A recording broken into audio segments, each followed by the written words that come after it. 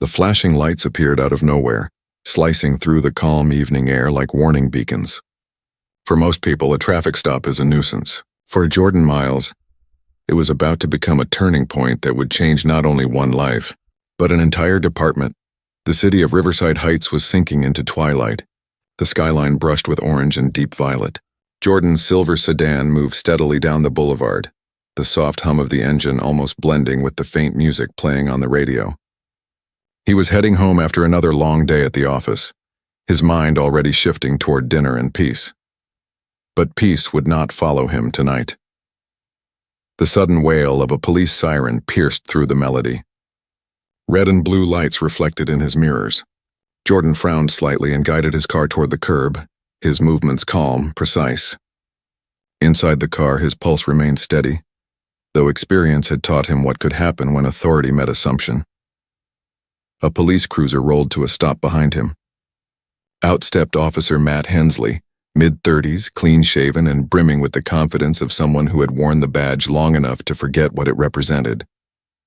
His uniform was crisp, his stride deliberate. The sound of his boots against the pavement filled the silence as he approached. "License and registration," he said, without greeting or explanation. Jordan nodded quietly, reaching for his documents. Every motion was careful. He'd learned to move slowly during moments like this, not out of guilt but out of understanding. When he handed over his license, Hensley's eyes lingered longer than necessary. "You in a hurry tonight?" Jordan's voice was steady. "No, officer. Just heading home." "You rolled through that light back there," Hensley replied. "Didn't come to a full stop?" Jordan tilted his head slightly. "I saw it turn yellow and slowed down." "Didn't look that way to me." The tension was light at first, like static in the air. But the tone in Hensley's voice wasn't about traffic anymore. It was about something deeper, something unspoken.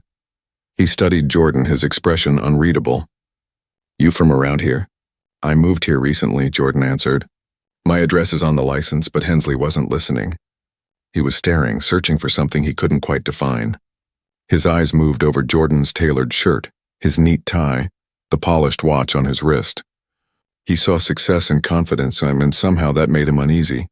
"Step out of the car," Hensley said suddenly. Jordan's brow furrowed. "Is there a reason for that, officer?" The question struck a nerve. Hensley straightened his shoulders. "I said step out.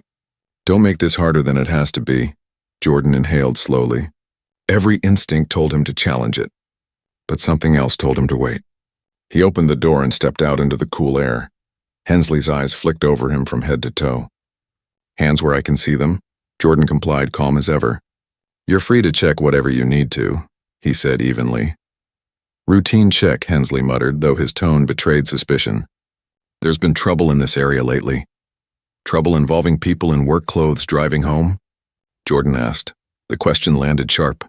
Hensley's jaw tightened. "Watch your tone." Jordan didn't flinch. "I'm asking a question, officer. Transparency is part of safety, isn't it?" Hensley didn't answer. He was thrown off balance by the calmness in front of him. This man didn't look scared. He didn't stammer or fidget. He stood tall, eyes clear, voice even. That confidence irritated him. "You seem to know a lot about how this goes," Hensley said. "You some kind of lawyer?" Jordan smiled faintly. "Something like that." That something lingered. It made Hensley uneasy. He took a step closer, his presence meant to intimidate. "You think you're smarter than me?" "I think," Jordan replied slowly, "we both have a job to do, and I'm hoping you're doing yours right." The air thickened between them. Even the sound of passing cars faded into the background. Hensley leaned in, lowering his voice. "People like you always think the rules don't apply." Jordan's eyes sharpened. "People like me?" Hensley blinked, realizing too late what he'd said. "You know what I mean." "I think I do," Jordan said, his tone calm but cutting. "And I think you just told me everything I needed to know." Silence followed. It wasn't empty, it was heavy, vibrating with truth. Hensley tried to recover, stepping back. "Turn around." "Hands on the hood." "For what?" Jordan asked. "Routine procedure." Jordan exhaled, then turned and placed his palms on the car. His patience was unshaken. His dignity remained untouched. Hensley searched him roughly, his hands moving fast but forcefully. It wasn't about safety anymore. It was about control. Yet Jordan didn't react. Not a flinch. Not a sound. When the officer found nothing, he stepped back with visible frustration. "You're clean." "Of course I am," Jordan replied. "Now if you're done, I'll decide when we're done," Hensley snapped. Jordan turned slowly, facing him. The faint glow of the cruiser lights painted both men in shifting red and blue. "Then maybe you should decide carefully," he said quietly. "Because tonight you're not just stopping a driver. You're making a decision you might regret." That confidence again. The calm in Jordan's tone, and it wasn't arrogance. It was control, and it terrified Hensley more than he'd ever admit. He stepped back instinctively, hand twitching near his holster. "What's that supposed to mean?" Jordan looked him straight in the eye. "It means you're about to find out who you're really talking to." Officer Hensley's hand hovered near his holster, as if authority alone could shield him from what he didn't understand. Jordan stood still, his calm almost unsettling. The street around them buzzed faintly with life. Distant engines, flickering shop lights, yet neither man heard any of it. "You think you can intimidate me?" Hensley said, his voice cracking between pride and unease. "I'm not here to intimidate anyone," Jordan replied. "But you deserve to know who you're really dealing with before you dig this hole any deeper." Hensley's eyes narrowed. "You threatening me?" Jordan reached into his jacket pocket with slow precision. "I'm reaching for my badge," he said quietly. "No sudden moves, right?" The tension was thick enough to taste. Hensley's hand tightened instinctively, but he stopped himself as Jordan drew out a leather wallet and flipped it open. The badge inside caught the glow of the cruiser lights, gleaming cold and real. "Jordan Miles," he said evenly, "Director of Internal Affairs, Riverside Police Department." For a heartbeat, Hensley didn't breathe. Then his expression faltered. Your Internal Affairs?" "That's right." The silence that followed was sharper than any siren. The officer's posture collapsed an inch, the bravado leaking out like air from a punctured tire. His mouth opened, but no words came. "You've just profiled and escalated against the man responsible for investigating officer conduct," Jordan said. "Tell me, Officer Hensley, how do you think this looks?" I didn't know," Hensley stammered. "You didn't say who you were. Should I have to?" Jordan asked. "Should respect depend on rank or race?" Each word landed heavy. Hensley stepped back, his face pale under the flashing lights. "Look, I was just following procedure." "No," Jordan replied quietly. "You were following prejudice." Hensley's lips parted, but nothing came out. He looked small now. The uniform that once gave him confidence suddenly felt like armor made of paper. "Return my license," Jordan said. Hensley obeyed, his hands trembling as he pulled the documents from his pocket. Jordan took them, slipped them neatly into his wallet, and regarded the man before him. "Here's what's going to happen. You're going to take a step back, reflect on what just occurred, and remember that this job isn't about power. It's about service." The officer's eyes darted to the ground. "Sir, This isn't over," Jordan interrupted. "But I'll make sure it's handled the right way." Jordan turned and walked back to his car, leaving Hensley standing in the glow of his own flashing lights, a man suddenly uncertain of everything he thought he knew.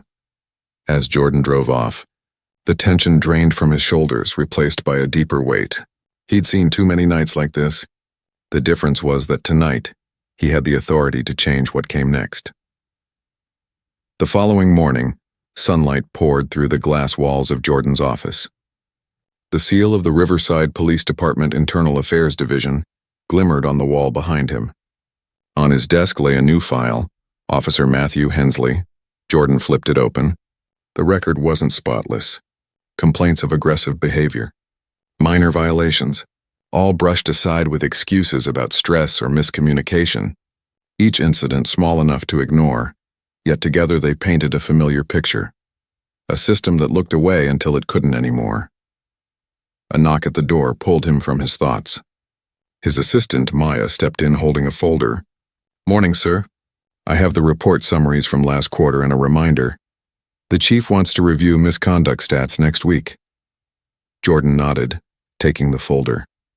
"Thanks, Maya. And please schedule me a meeting with Chief Reynolds this afternoon. There's something urgent we need to discuss." She hesitated. "Is this about the Hensley stop?" "It's about more than that," Jordan said. "It's about the culture that allows it." When she left, he leaned back in his chair. Outside, the city buzzed with its usual rhythm, unaware that the ripples from one roadside stop were already spreading through the department's core. By afternoon, Jordan sat across from Chief Reynolds, a broad-shouldered man in his 50s with years of street and office carved into his face. "So," the chief said, rubbing his temples, "you want to talk about last night's incident?" "Not just that incident," Jordan replied. "What it represents," Reynolds sighed. "I read the report. Hensley's been on my radar, but he's never crossed the line enough to—" "And that's the problem," Jordan cut in. "We wait until someone crosses the line instead of asking why the line keeps getting blurred." The chief leaned back. "You're saying it's systemic. I'm saying it's ignored," Jordan answered. "And every time we ignore it, we tell the public their trust doesn't matter. We can't claim to serve if we can't even look in the mirror." Reynolds frowned but didn't argue. He knew Jordan wasn't speaking as a bureaucrat. He was speaking as someone who'd lived both sides of the badge and the bias. "What are you proposing?" the chief asked. "A full review," Jordan said firmly. "Department-wide. Officer conduct, training, supervision. No more quiet corrections. We fix it in the open, or we lose the people we're sworn to protect." Reynolds drummed his fingers on the table. "You'll make enemies with that." Jordan nodded. "Then I'll be in good company. Change never comes easy." The chief's lips pressed into a thin line. "All right. Start with Hensley's case. Build your evidence. I'll give you clearance to proceed." Jordan rose from his chair. "Thank you, Chief. I won't waste it." As he left the room, he knew this was only the beginning. The road to reform was long, and many preferred the silence of comfort over the noise of truth.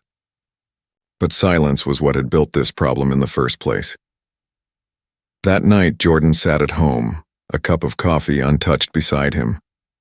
He replayed the encounter in his mind, not with anger, but with purpose.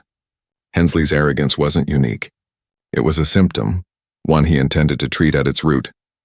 Outside, the city lights flickered. Somewhere out there, another driver was pulling over, another officer was making a decision, and another story was beginning. Jordan promised himself that one day, those stories would end differently.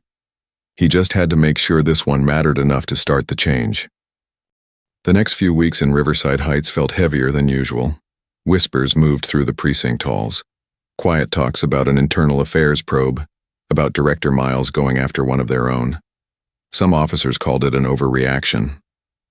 Others stayed silent, unsure which way the wind would blow. Jordan ignored the noise. He'd been through this before. Change always started with resistance. His days became long stretches of reading complaints, listening to recordings, and interviewing people who'd stopped believing anyone inside the department cared about fairness. Each story cut the same way. Small abuses of power, brushed aside until they became habit. He sat late one evening in his office, the only light coming from his desk lamp and the faint glow of the city outside. In front of him lay a pile of reports. Most were stamped with the same word in bold red letters: resolved. He knew better. They weren't resolved. They were buried. Maya stepped in quietly, holding a steaming cup of coffee. "You've been at this for hours," she said softly. He gave a tired smile. "There's a lot to unearth." She set the cup down. "The public hearing for next month is confirmed. They want you to present the first findings." Jordan nodded. "Good. Let's make sure they see the truth, not the sanitized version." When she left, he leaned back in his chair and stared at the ceiling. What kept him awake wasn't anger, it was hope. Hope that somewhere inside the department, good officers wanted this change as badly as he did. By the time the hearing arrived, the room was full. Rows of officers, community members, and local reporters filled every seat. The air was tense, every eye watching to see whether the man who had once been pulled over on a quiet street would now pull the curtain back on the system itself. Jordan walked to the podium without notes.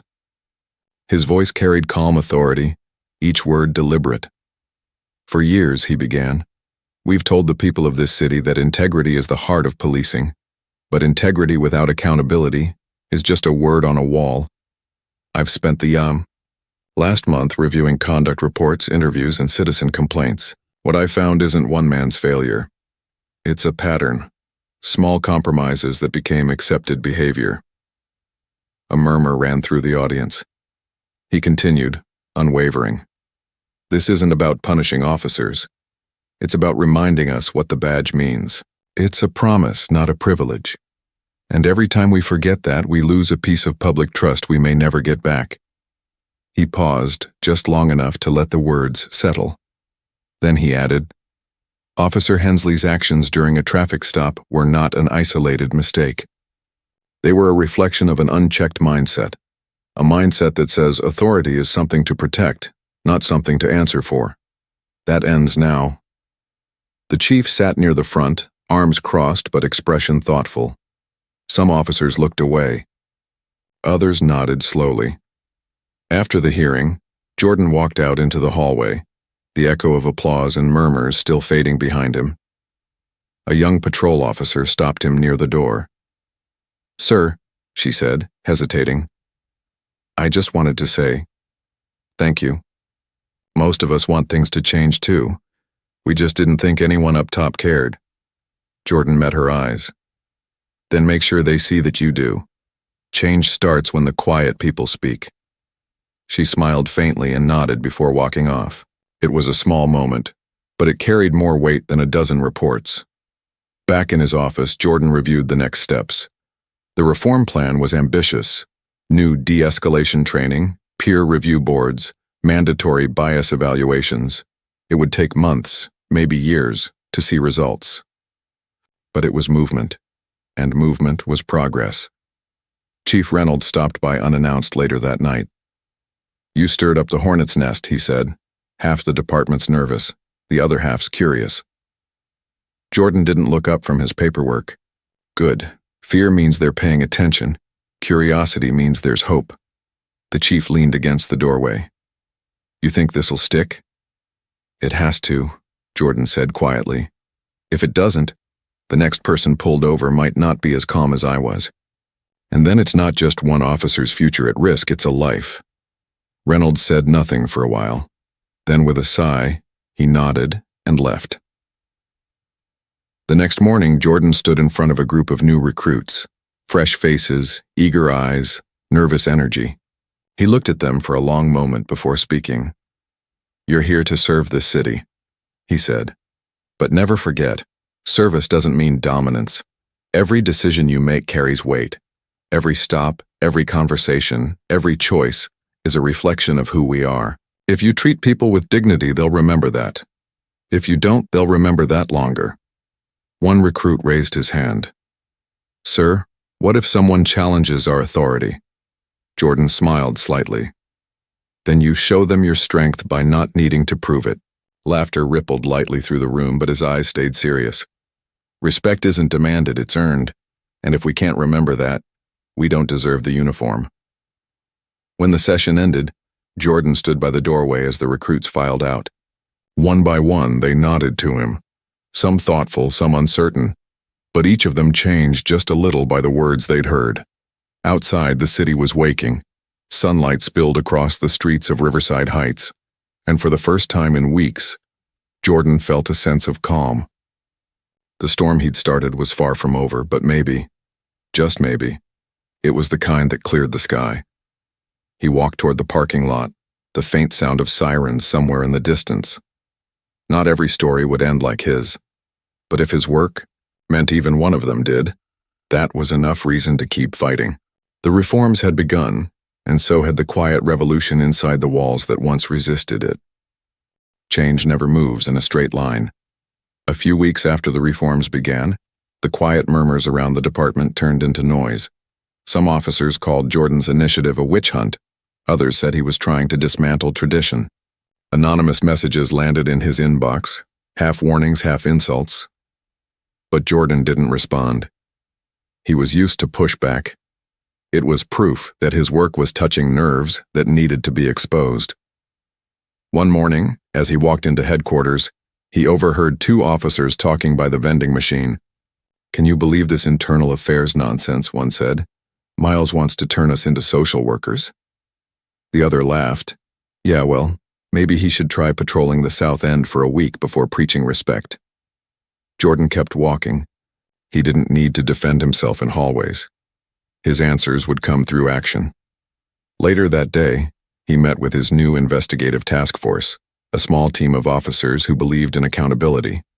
Among them was Sergeant Leah Cruz, sharp-minded and fearless, someone who'd seen too many good officers ruined by a broken system. Leah spread a folder open on the conference table. Sir, we've got patterns. Same neighborhoods, same type of stops. Minor infractions escalating into unnecessary detentions.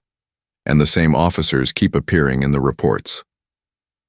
Jordan scanned the pages. We'll need to talk to them directly, quietly but thoroughly.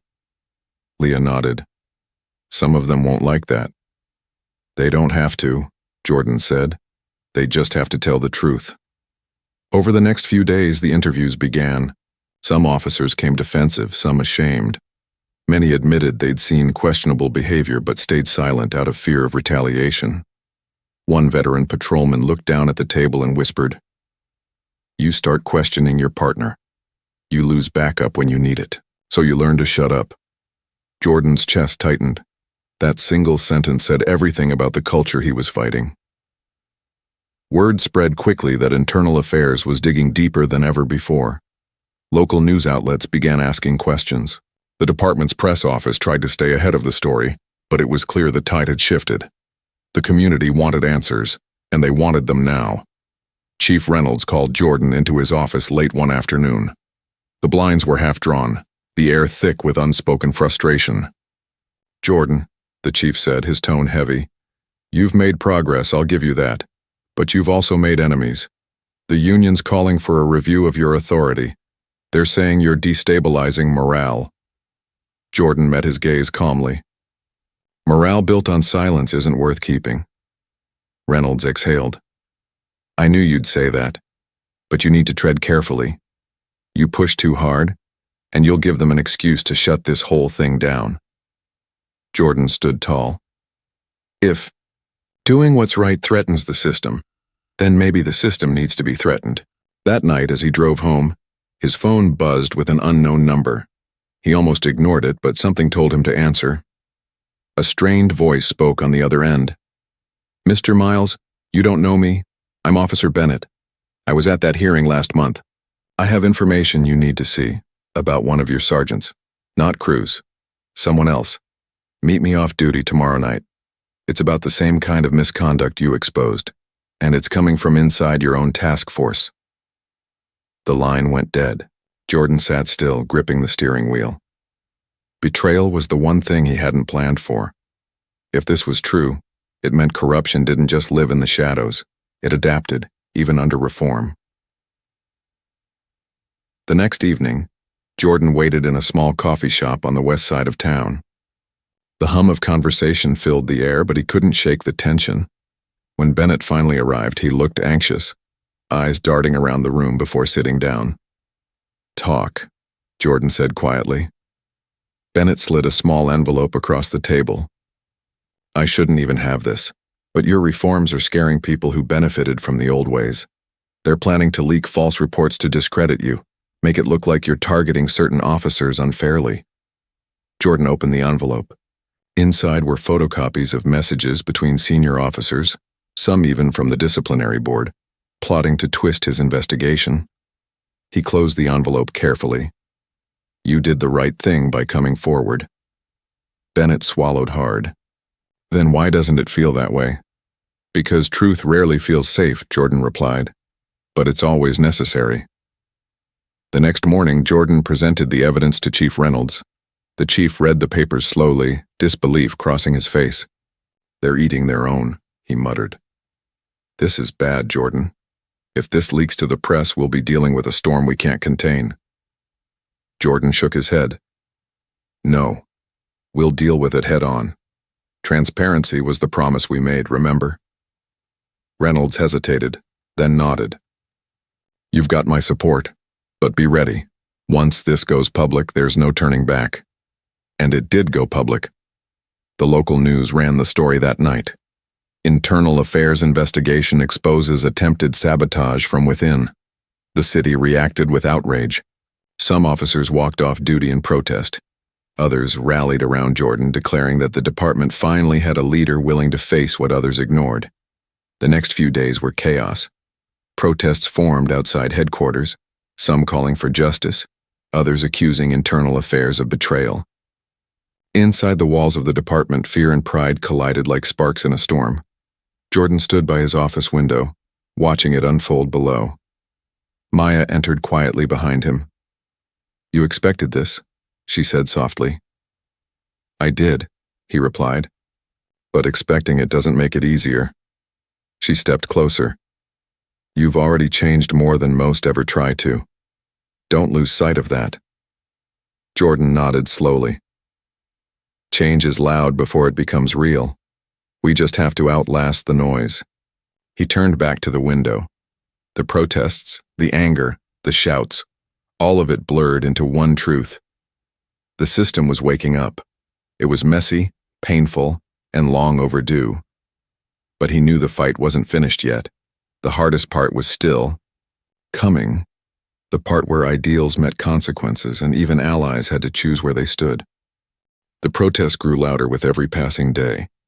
Reporters crowded the steps of police headquarters, their cameras flashing like lightning as crowds chanted for justice and reform.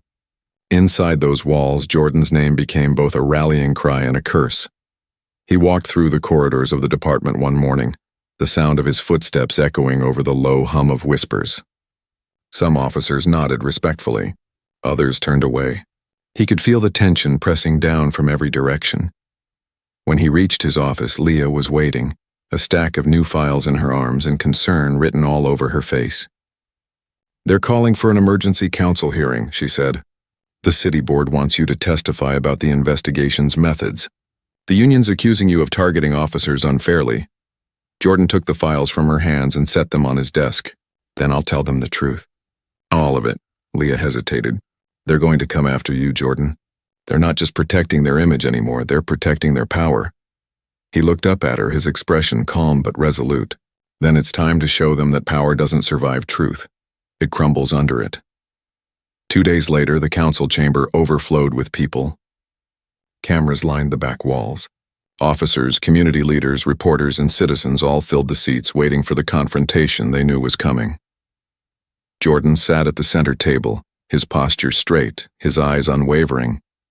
Across from him sat the police union's attorney, a man named Victor Hale, sharp-tongued, smug, and confident in the power of the old system. The hearing began with pleasantries and procedure, but it didn't take long for Hale to start his attack. "Director Miles," he began, his voice smooth as glass, "since your appointment, morale has plummeted. You've accused dedicated officers of misconduct, humiliated men and women who have served this city for decades, and leaked internal information to the media. Do you deny any of that?" Jordan's voice was steady. "I don't deny holding people accountable. If that's humiliation to some, maybe the problem isn't the exposure, it's the behavior being exposed." The crowd stirred. Hale's lips tightened. "And what about the claim that you used your position to target specific officers?" "I targeted a culture," Jordan replied. "A pattern of misconduct ignored for too long. If certain officers fit that pattern, that's not bias, that's evidence." Hale leaned back. "So you're saying every officer accused is guilty?" "I'm saying every complaint deserves to be heard," Jordan said. "Silence doesn't make anyone innocent." For a moment, the room was quiet except for the scribbling of pens. Then Hale changed tactics. "Let's talk about Officer Matthew Hensley," he said, "the man whose incident started this storm. Do you feel any responsibility for ruining his career?" Jordan's jaw tightened. "I didn't ruin his career. His actions did. My responsibility is to make sure he isn't replaced by someone who thinks the same way." The audience erupted, some clapping, others shouting. The council chair called for order, but the moment had already shifted. Jordan wasn't just defending himself anymore. He was voicing what half the city had been waiting to hear. When the session ended hours later, Jordan stepped outside into the afternoon sun. The crowd was still gathered, buzzing with emotion. A young man near the front holding a sign that read "Accountability is Justice" called out, "We're with you, Director." Jordan gave a nod, his voice calm but firm. "Don't be with me. Be with what's right. That's the only way this lasts." Later that night, he sat alone in his office, the city lights flickering beyond the window. The chaos was far from over. But beneath the noise, he could sense something new: momentum. The reforms had sparked debate, and debate meant awareness. Awareness meant progress. He opened one of the case files Leah had left earlier. Inside was a summary of new training results from the latest batch of recruits. Lower complaint rates, improved community feedback. Officers requesting bias workshops voluntarily. Small changes, but real ones. Maya appeared at the doorway. "You should get some rest," she said. "I will," he replied, closing the file gently. After this, she smiled faintly. "You said that yesterday." He looked out at the dark city. "Yesterday we were surviving. Today we're changing. I can rest after that." Outside, the streets were quiet again. The protests had ended for the night, replaced by the softer hum of a city beginning to breathe differently. Jordan leaned back, the weight of months of battle finally catching up with him. He thought about Hensley, about every file he'd opened, every meeting, every headline. Then he thought about the recruits, the next generation, and felt something he hadn't in a long time. Peace. Change had come at a cost, but it had come. And as long as the badge still stood for truth, it was worth every step. When he finally left the building, the night air was cool and clean. The lights of Riverside Heights shimmered across the horizon like a promise waiting to be kept. Jordan took one last look at the department behind him, the same place, where his fight had started, and whispered to himself, "Let's keep it honest this time."